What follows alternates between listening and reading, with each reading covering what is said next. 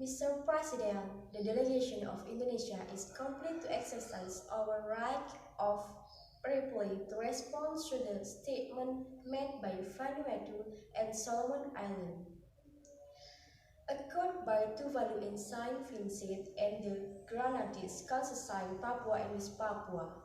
Mr. President, it's one time too many that hoax and false allegations are circulated by individuals that are economically motivated by separatist agenda of Papua and their supporter.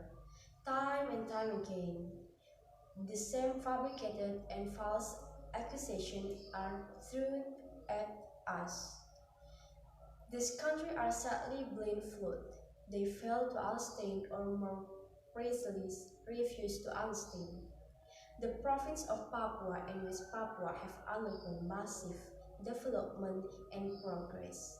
During the past 3 years, 4,325 of kilometer roads were built. 13 new seaports, 7 new airports, 2.8 million Papuans have free basic health care. 316,000 Papuan students have free education, with the economy growing at 9.21%. All make Papua and West Papua province the fastest growing region in Indonesia. Mr. President, Papua and West Papua province are an integral and sovereign part of Indonesia. They will always remain an integral part of Indonesia. These countries were falsely deceived by individuals. I repeat, by individuals with separatist agenda to exploit the issue of human rights. If human rights are at the heart of the issue, why? Why were these concerns were not raised in the appropriate form, namely the third cycle of the Universal Periodic Review of Indonesia at the United Nations Human Rights Council?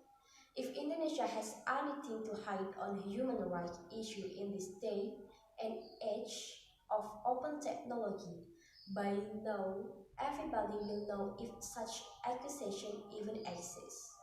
Mr. President, Indonesia failed to understand how countries continue to support activities of separatism in other countries, or is this a way to hide from one's own domestic problem?